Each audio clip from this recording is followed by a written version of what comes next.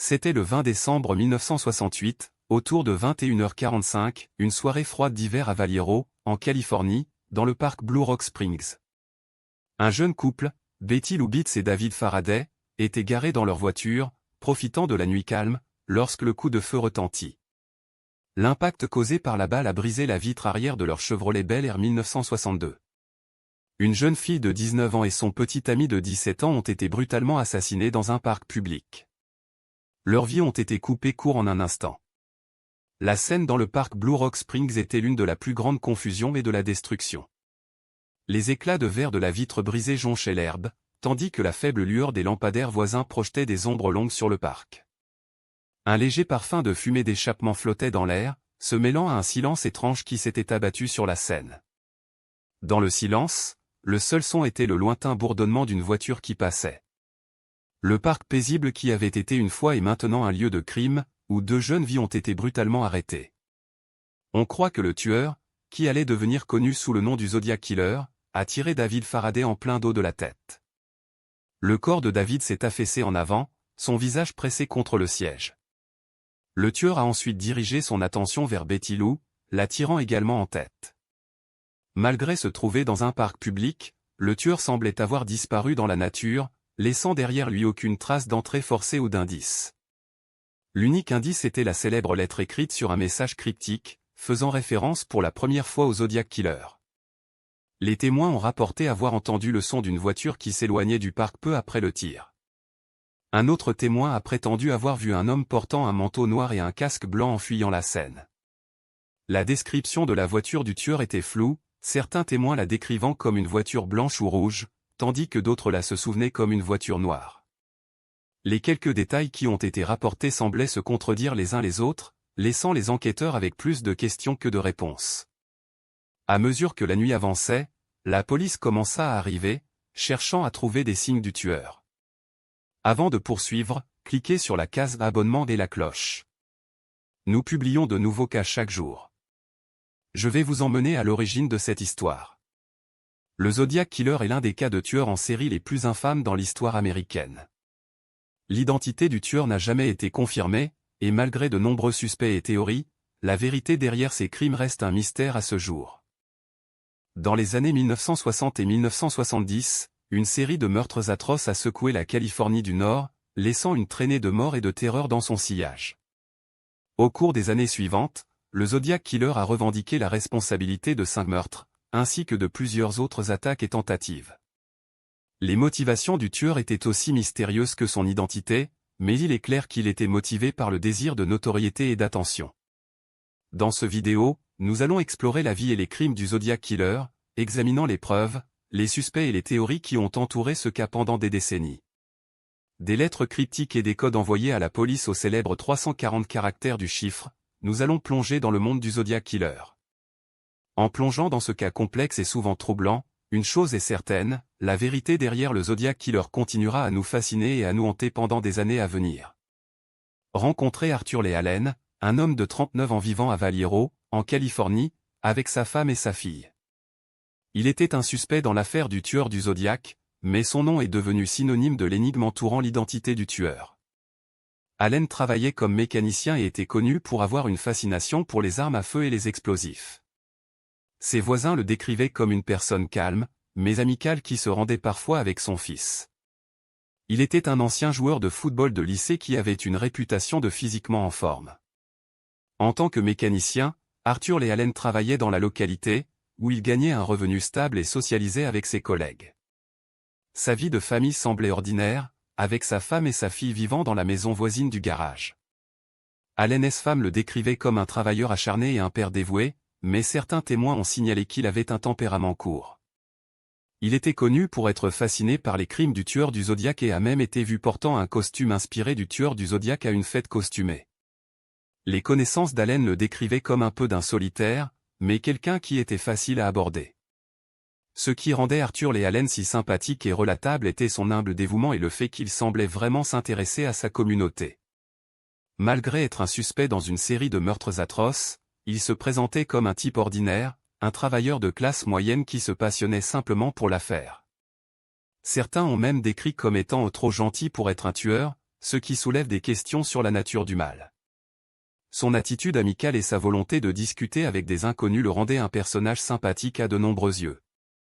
Son apparence ordinaire et son attitude calme ont également rendu difficile de croire qu'il était capable de tels crimes atroces. Les relations d'Arthur Lee Allen étaient compliquées, avec certains décrivant le comme un peu d'un solitaire. Malgré son attitude amicale, il semblait avoir du mal à former des liens profonds avec les autres. Sa femme le décrivait comme un mari dévoué et un père, mais certains témoins ont signalé qu'il était contrôlant et possessif dans ses relations.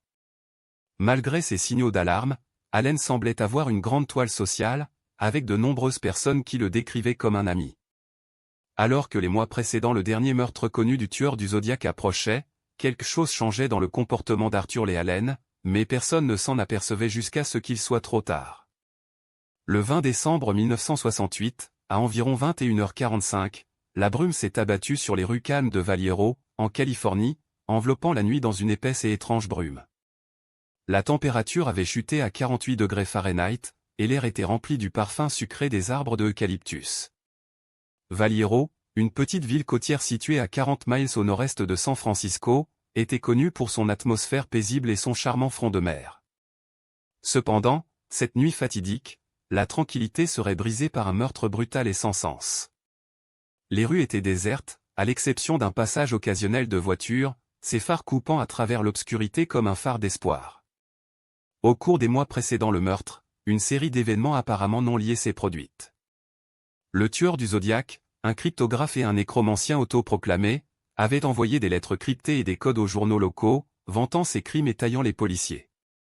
Il avait déjà revendiqué la responsabilité des meurtres de David Faraday, Betty Lou Jensen, Michael Mageau et Darlene Ferrin, tous des jeunes couples qui avaient été attaqués de manière brutale alors qu'ils étaient garés dans des zones isolées. Les policiers étaient perplexes, incapables de décoder le code du tueur ou d'identifier son véritable identité. Alors que le nombre de victimes continuait à augmenter, la peur et l'anxiété du public grandissaient. C'est cette nuit-là que le jeune couple Brian Hartnell et Cecelia Shepard a décidé de garer leur voiture sur la route isolée de Leckerman, qui était un endroit populaire pour les adolescents pour se socialiser. Alors qu'ils s'asseyaient dans leur voiture, en appréciant les environnements paisibles, le tueur du Zodiac est sorti de l'obscurité, portant un couteau aiguisé et un pistolet de 22 calibres. Il a attaqué le couple sans avertissement, poignardant Hartnell plusieurs fois et écrasant Shepard avec la poignée de son couteau. Le tueur a ensuite exigé que Hartnell ouvre la porte du parc du lac, ce qu'il a fait, et comme Hartnell s'enfuyait, le tueur a fui la scène, laissant Shepard derrière lui pour mourir. Shepard a été retrouvé par un automobiliste qui passait, gravement blessé et dans un état de choc. Le détail le plus choquant du meurtre était que Cecelia Shepard, dans ses derniers moments, a pu donner une description détaillée de son agresseur aux policiers, y compris sa taille, son poids et sa couleur de cheveux. Cette information cruciale allait plus tard prouver être un tournant dans l'enquête, mais pour l'instant, il restait juste une autre pièce de l'éternel puzzle. Le fait qu'elle ait pu fournir une description si claire de son agresseur était un témoignage de son courage et de sa détermination à survivre. Ces mots allaient hanter les policiers et le public pendant des années à venir, un rappel brutal et rusé du tueur du Zodiac. Sa description resterait gravée dans les esprits de ceux qui l'avaient entendu, un rappel glacial de l'événement qui s'était déroulé cette nuit fatidique. Brian Hartnell, le survivant de l'attaque, a été le premier à découvrir l'horreur qui s'était produite. Il a appelé frénétiquement les policiers, décrivant les événements qui venaient de se produire et suppliant qu'ils se dépêchent de se rendre sur les lieux. Lorsque les policiers sont arrivés, Hartnell a donné un compte rendu détaillé de l'attaque, y compris la description de l'agresseur et la localisation du lieu du crime.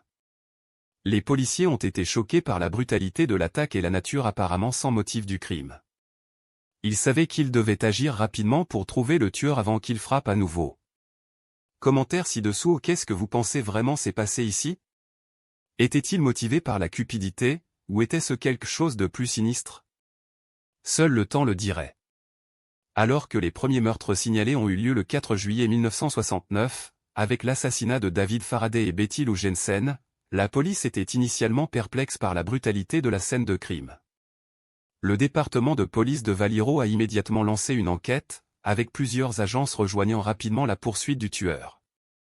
Au début, les détectives se concentraient sur un jeune homme nommé Arthur Lee Allen, qui avait été aperçu dans les environs de la scène de crime, mais cette piste s'avérerait finalement être un cul-de-sac. Alors que plus de corps apparaissaient, la police réalisait qu'ils avaient affaire à un individu calculateur et sans pitié. La tâche d'identifier le tueur semblait presque impossible en raison du manque d'indices physiques laissés derrière lui. Une pièce clé d'indice émergeait le 8 juillet 1969, avec la découverte d'un message cryptique sur le téléphone public que le tueur avait utilisé pour passer un appel au département de police. Le message était un code de symbole 408, que le tueur affirmait être son signature. Au début, les détectives étaient bousculés par le code, mais il est plus tard devenu clair que le nombre faisait référence au nombre de chiffres dans les codes d'air local des 3 comtés où le tueur avait frappé, à savoir San Francisco, San Mateo et Santa Clara. Le code est devenu un marqueur de la communication du tueur, et les enquêteurs se sont battus pour le déchiffrer. Le message cryptique suggérait que le tueur était très intelligent et calculateur. Au fil des ans, de nombreux individus ont été investigués comme suspects potentiels dans l'affaire du tueur du Zodiac. L'un des suspects les plus célèbres est Richard Gekowski, un journaliste qui travaillait pour le San Francisco Chronicle, mais il a finalement été clerc de la crime. Un autre suspect est Robert Domingo, qui avait une histoire de comportement violent, mais sa connexion au cas reste incertaine. L'FBI a également examiné les allégations d'un suspect nommé William Chilton, qui aurait envoyé des lettres à la police, mais sa théorie a été finalement jugée peu fiable. Alors que l'enquête traînait en longueur, la liste des suspects semblait s'allonger. L'affaire a pris un détour significatif lorsque les enquêteurs se sont fixés sur l'idée que le tueur était quelqu'un qui était lié à l'armée américaine, spécifiquement à la marine. Cette théorie est apparue en raison d'une série de lettres cryptiques envoyées par le tueur, qui incluaient des références à la marine. Pendant des mois, les détectives ont poursuivi cette piste, entretenant de nombreux marins et examinant les dossiers de la marine, mais ils ont finalement découvert que les preuves étaient circonstancielles et qu'elles n'avaient pas abouti. L'accent mis sur la connexion militaire a gaspillé du temps et des ressources précieuses, déplaçant l'enquête sur une fausse piste. Les mois perdus ont permis au tueur de continuer à taquiner la police avec ses messages cryptiques, gardant le public en état de tension. La révélation ou le retournement de situation que personne n'avait prévu fut révélé 47 ans après la dernière lettre connue du tueur en série Zodiac, lorsque, en 2018, un journaliste du nom de Tom Voix a publié une nouvelle théorie sur l'affaire. Selon cette théorie, le tueur en série Zodiac n'était pas un, mais peut-être 2 personnes. Cette nouvelle théorie pointe vers un homme du nom d'Arthur Lee Allen, qui était un suspect dans les années 1970, et un homme du nom de Richard Gekowski, qui était un collègue d'Arthur Lee Allen à un journal local. La théorie suggère que les 2 hommes pourraient avoir travaillé ensemble pour commettre les meurtres, en envoyant les lettres cryptiques et les codes pour égarer la police. Cette révélation a déclenché une nouvelle vague d'intérêt pour l'affaire. Plus de détails sur le retournement de situation révèlent que Arthur Lee Allen était un pédophile condamné qui correspondait à la description donnée par l'une des victimes du tueur en série Zodiac. Richard Gekowski, d'autre part, était un journaliste qui était obsédé par l'affaire et avait écrit plusieurs articles à ce sujet. La théorie suggère que Gekowski pourrait avoir été le principal instigateur des lettres et des codes, tandis qu'Allen était celui qui a commis les meurtres réels. L'enquête policière sur la possible implication de Gekowski a été reprise, mais aucune preuve concrète n'a été trouvée pour prouver sa culpabilité. Il est important de noter que les 2 Allen et Gekowski sont désormais décédés, ce qui rend impossible de confirmer ou de dénier la nouvelle théorie. Le verdict ou le statut actuel de l'affaire en cours est que l'affaire du tueur en série Zodiac reste non résolue à ce jour. Malgré de nombreuses enquêtes, des indices et des preuves ADN, la police n'a pas pu identifier le tueur ou trouver une faille dans l'affaire. L'affaire est officiellement devenue froide en 1974, mais la police continue à recevoir des indices et de nouveaux éléments, qu'ils enquêtent. Récemment, la police a même recours à la technologie ADN pour essayer de trouver un match dans les preuves qu'ils ont collectées au fil des ans. L'affaire reste une source de fascination pour les amateurs de crimes réels et les enquêteurs du monde entier. Ce qui est arrivé aux personnes clés après que l'affaire fut résolue? En réalité, l'affaire n'a jamais été résolue, et les personnes clés impliquées sont soit décédées, soit ont poursuivi leur vie.